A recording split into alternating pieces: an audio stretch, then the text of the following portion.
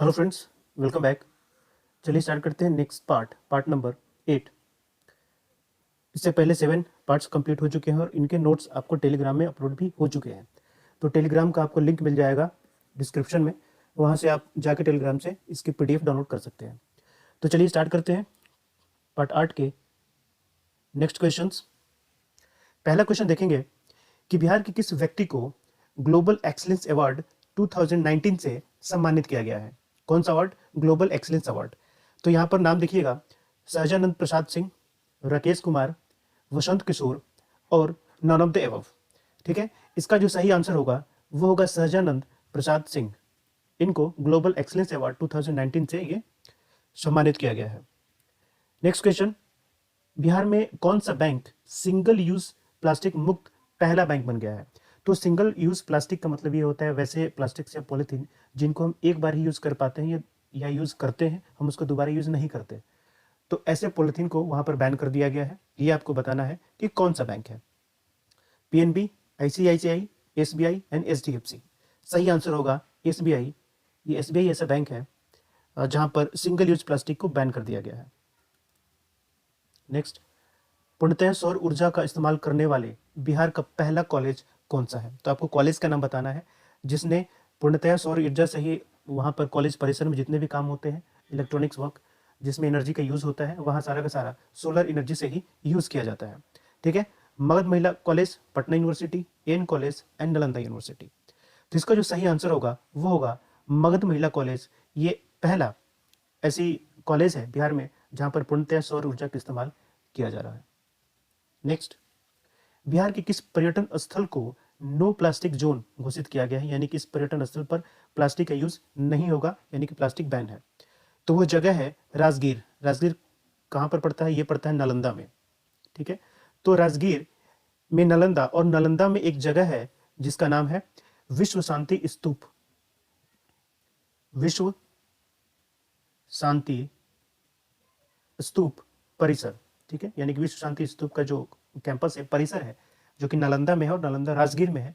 तो इस जगह को नो प्लास्टिक जोन घोषित किया गया है। यहाँ पर प्लास्टिक का यूज नहीं होगा विश्व शांति स्तूप परिसर में। नेक्स्ट, राज्य सरकार के द्वारा चलाए गए 7 निश्चय योजना, यानी कि 7 निश्चय योजना आपको पता है काफी पहले से चलता आ रहा है। तो इसमें प्रथम स्थान किस जिले को प्राप्त हुआ है, आपको यह बताना है। Option Jehanabad, Nalanda, Sheohar and Patna. ठीक है, तो जो सही आंसर होगा वो होगा जहानाबाद। तो इस 7 निश्चय योजना में जहानाबाद को प्रथम स्थान मिला हुआ है। नालंदा की अगर बात करें तो नालंदा को दूसरा स्थान मिला हुआ है और वहीं शिवहर जो है इसको तीसरा स्थान मिला हुआ है इस 7 निश्चय योजना में के क्रियान्वयन के तहत।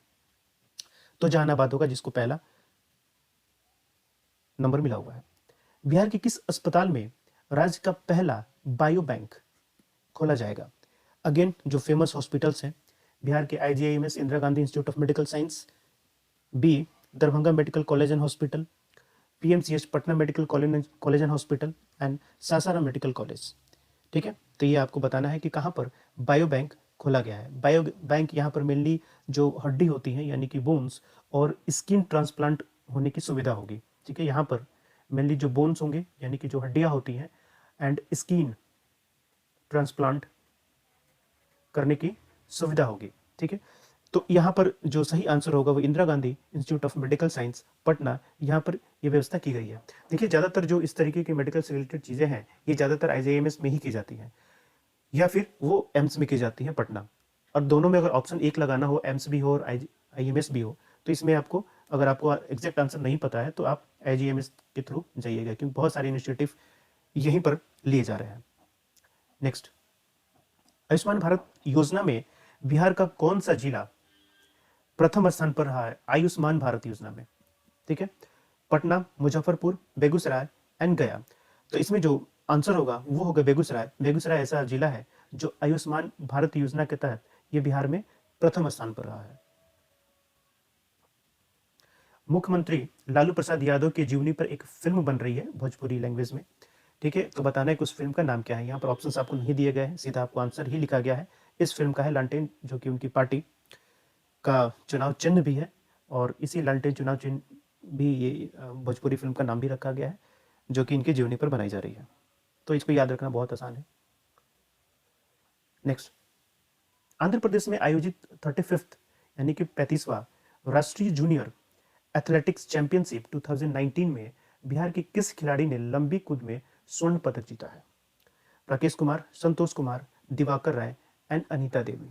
ठीक है, तो अनीता देवी तो मेनली इनको मशरूम के लिए एक अवार्ड मिला हुआ था, आपको पता होगा। ठीक है, मशरूम के लिए मिला होगा। यहाँ पर जो सही आंसर है वो है राकेश कुमार। राकेश कुमार को राष्ट्रीय जूनियर एथलेटिक चैंपियनशिप में लंबी कूद में आपको स्वर्ण पदक मिला हुआ है। यहाँ पर आपको रिवर्स क्वेश्चंस भी हो सकते हैं कि राकेश कुमार किससे संबंधित है, इस तरीके से भी क्वेश्चन आ सकते हैं। तो जैसे कि पॉलिटिक्स हो गया, गेम हो गया, ठीक है, कुछ आपको लिटरेचर या म्यूजिक इस तरीके से ऑप्शन हो सकते हैं। तो ये गेम से संबंधित है और गेम में भी लंबी कूद यानी कि एथलेटिक्स से ये संबंधित है। यहाँ पर ये भी क्वेश्चन आ सकते हैं कि जो राष्ट्रीय जूनियर एथलेटिक चैंपियनशिप 2019 हुआ था, ये कहाँ पर हुआ था, कौन सा नंबर का था, तो इस तरीके से भी यहाँ पर क्वेश्चन पूछा जा सकता है। नेक्स्ट देखते हैं, बिहार के किस जिले में कैदियों के द्वारा संचालित पहला पेट्रोल पंप खोला जाएगा? ठीक है, तो कैदियों के द्वारा संचालित जो पहला पेट्रोल पंप होगा वो कहाँ पर? पूर्णिया, गया, अररिया और बक्सर। ये जो सही आंसर होगा वो पूर्णिया होगा, जहां पर पेट्रोल पंप को संचालित कैदियों के द्वारा किया जाएगा। नेक्स्ट, भारत और किस देश ने 23 अक्टूबर को ई स्वास्थ्य मतलब इलेक्ट्रॉनिक स्वास्थ्य, ठीक है, में संयुक्त सहयोग की योजना का अनावरण किया है, या फिर दोनों ने एग्रीमेंट साइन किया हुआ है?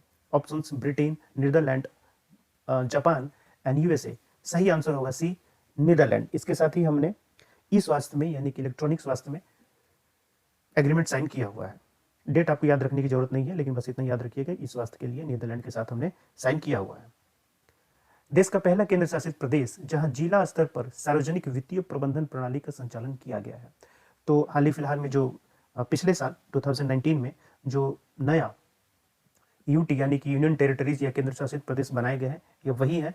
और कौन सा आंसर है? जम्मू एंड कश्मीर, जहां पर जिला स्तर पर सार्वजनिक वित्तीय प्रबंधन प्रणाली का संचालन किया जाता है। अदरवाइज जो बाकी के स्टेट्स हैं वहां पर जिला स्तर पे होता नहीं है, ये मेनली स्टेट स्तर पे ये प्रबंधन किया जाता है, जहां पर इसको हम कहते हैं फाइनेंशियल मैनेजमेंट का काम किया जाता है। तो यहाँ पर जम्मू एंड कश्मीर ये केंद्र शासित प्रदेश है, पहला केंद्र शासित प्रदेश है जहाँ पर जो जिला स्तर है वहाँ पर भी ये काम किया जाता है। भूमि और संपत्ति से संबंधित जानकारी ऑनलाइन प्रदान करने के लिए किस राज्य ने धरणी, ठीक है, धरणी संकेत स्थल का उद्घाटन किया है? तो इस स्कीम का या फिर प्रोग्राम का नाम क्या है? धरणी नाम है। ये किस लिए है? ये जो भूमि या संपत्ति से रिलेटेड जानकारी देनी हो तो ऑनलाइन लिया जा सकता है इसके थ्रू। तो ये स्कीम चलाने वाले जो स्टेट है उसका नाम है तेलंगाना। तो याद रखिएगा कि धरणी स्कीम पहले चीज किसके लिए है? तो ये ऑनलाइन इंफॉर्मेशन, कैसी इंफॉर्मेशन? भूमि और संपत्ति से रिलेटेड, और किसके द्वारा? तो तेलंगाना के द्वारा। बाल अधिकार संरक्षण आयोग के द्वारा international journal of child rights की स्थापना की गई है, कहां पर यह बताना है? तो दिल्ली, विशाखापट्टनम, मैंगलोर एंड कोलकाता। तो इस तरीके की व्यवस्था जो की गई है ये दिल्ली में की गई है। यहाँ पर international journal of child rights की स्थापना की गई है, किसके द्वारा? बाल अधिकार संरक्षण आयोग के द्वारा। Next, Forbes. तो आपको पता है कि फोर्ब्स जो होते हैं ये मेनली शक्तिशाली जो वर्ल्ड लेवल पे जो इन्फ्लुएंस लोग होते हैं या फिर जो रिच पर्सन्स होते हैं उनकी एक लिस्ट ये आपको पब्लिश करता है, ठीक है। तो इस फोर्ब्स के द्वारा विश्व का सर्वश्रेष्ठ नियोक्ता 2020 का भारतीय सार्वजनिक उपक्रमों में सूची में पहला स्थान है इस चीज का। यानी कि ये जो ऑर्गेनाइजेशंस हैं, ठीक है, इन्होंने नियोक्ता के रूप में, नियोक्ता का मतलब होता है कि एम्प्लॉयमेंट, नौकरी देने के रूप में सार्वजनिक क्षेत्र में यानी कि गवर्नमेंट इंस्टीट्यूशंस में इनको पहला स्थान मिला हुआ है फोर्ब्स के अकॉर्डिंग, ठीक है। तो बेल है, Bharat electronic limited, railway, NTPC national thermal power corporation and ONGC oil and natural gas corporation. ये चार ऑप्शन है, आपको ये बताना है, ठीक है। तो इनके अकॉर्डिंग जो एनटीपीसी है ये सर्वश्रेष्ठ नियोक्ता, विश्व का सर्वश्रेष्ठ नियोक्ता भारतीय यानी सार्वजनिक उपक्रम यानी कि पीएसयूज, पब्लिक सेक्टर अंडरटेकिंग्स में आती है, जो फोर्ब्स के अकॉर्डिंग इनको पहला स्थान मिला हुआ है। नेक्स्ट, वह रेल क्षेत्र जो यात्री का सामान उसके घर से रेलगाड़ी के डब्बे तक ले जाने के लिए बैग ऑन व्हील, व्हील मतलब जो जैसे व्हील चेयर्स होते हैं उसी तरीके से बैग ऑन व्हील एक स्कीम लॉन्च किया गया है यहाँ पर एक रेलवे जोन के द्वारा, जो कि घर से, यात्री के घर से उसके सामान को रेलगाड़ी तक पहुंचाया जाएगा, ठीक है। Options southern railway, western railway, central railway and northern railway. यहाँ पर जो आंसर होगा वो होगा उत्तरी रेलवे यानी कि नॉर्दर्न रेलवे, जिसने ये सुविधा स्टार्ट की है बैक ऑन व्हील्स। तो याद रखिएगा ये। नेक्स्ट, वो भारतीय जो अक्टूबर 2020 से जून 2021 तक की अवधि के लिए अंतर्राष्ट्रीय श्रम संगठन, ठीक है, यानी कि ILO इंटरनेशनल लेबर ऑर्गेनाइजेशन के शासी निकाय यानी कि उनका जो ग्रुप होता है कि अध्यक्ष के रूप में चुने गए हैं, ये आपको बताना है। ठीक है, तो अनीता देवी, अगेन मैंने कहा कि ये मशरूम से जुड़ी हुई है। Dev Sharma, Apoorva Chandela and none of above. ठीक है, तो इसका जो सही आंसर होगा वो होगा अपूर्वा चंद्रा। अपूर्वा चंद्रा एक्चुअली ये जो है कि ये सेक्रेटरी है, जो श्रम एंड रोजगार डिपार्टमेंट होता है यानी कि लेबर एंड एम्प्लॉयमेंट डिपार्टमेंट होती है सेंट्रल गवर्नमेंट की, उनकी ये सेक्रेटरी है अपूर्वा चंद्र। तो इन्हीं को अध्यक्ष के रूप में ILO के अपॉइंट किया गया है, जो कि जून 2021 तक ये रहेंगे इस पद पर। नेक्स्ट, प्रधानमंत्री नरेंद्र मोदी ने किस राज्य के किसानों को सिंचाई के लिए दिन में बिजली की आपूर्ति प्रदान करने के लिए किसान सूर्योदय योजना का आरंभ किया है? ठीक है, तो किसान सूर्योदय योजना का आरंभ किया गया है मोदी के द्वारा, प्रधानमंत्री मोदी के द्वारा। किस लिए? कि सिंचाई के लिए दिन में बिजली की आपूर्ति की जा सके। ठीक है, तो ये कहां पर किया गया है ये बताना है, बिहार, गुजरात, हरियाणा और उत्तर प्रदेश।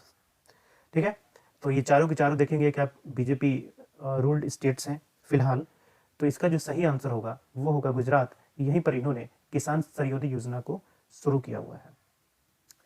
नेक्स्ट देखते हैं ESI मतलब एम्प्लॉय स्टेट इंश्योरेंस। ठीक है, एम्प्लॉय स्टेट इंश्योरेंस ये कंपनी या ऑर्गेनाइजेशन है, जिसके तहत अधिक श्रमिकों को इसके अंडर में लाने के लिए फिलहाल किस नए राज्य को ESI के दायरे में जोड़ा गया है? ठीक है, आपको यह बताना है। तो कौन सा ऐसा राज्य है जिसको फिलहाल अभी जोड़ा गया है ESI के अंदर लाने के लिए 1 नवंबर 2020 को? तो बिल्कुल ये लेटेस्ट ही है। तो इसमें जो सही आंसर होगा वो होगा अरुणाचल प्रदेश, जिसको 1 नवंबर 2020 को ESI योजना के तहत इसको ऐड किया गया है। नेक्स्ट, लास्ट क्वेश्चन, प्रसिद्ध गायक सुनंदा पटनायक स्मृति में किस राज्य सरकार ने वार्षिक सुनंदा सम्मान पुरस्कार स्थापित किया है? तो सुनंदा पटनायक की स्मृति में कौन सा सम्मान? सुनंदा सम्मान। तो आप देखेंगे कि सुनंदा पटनायक, ये जो पटनायक यहाँ पर जो टाइटल दिख रहा है मेनली आपको ये कहाँ पर से संबंधित है? ये ओडिशा से संबंधित होते हैं, जैसे बीजू पटनायक उसी तरीके से, तो वहां से। तो यहाँ से आप क्वेश्चंस को के अकॉर्डिंग आप आंसर को गेस कर सकते हैं। तो इसका जो सही आंसर होगा ये होगा उड़ीसा या ओडिशा, जहाँ पर सुनंदा पटनायक की स्मृति में एक सुनंदा सम्मान पुरस्कार की व्यवस्था की गई है। ठीक है, तो चलिए ये था हमारा पार्ट 8। इसके बाद मिलते हैं 9 पार्ट में। अगेन जो PDF होंगे आपको टेलीग्राम में मिल जाएगी, डिस्क्रिप्शन में टेलीग्राम का लिंक होगा, आप वहाँ से ज्वाइन कर सकते हैं। चलिए मिलते हैं नेक्स्ट पार्ट 9th में। Thank you, best of luck.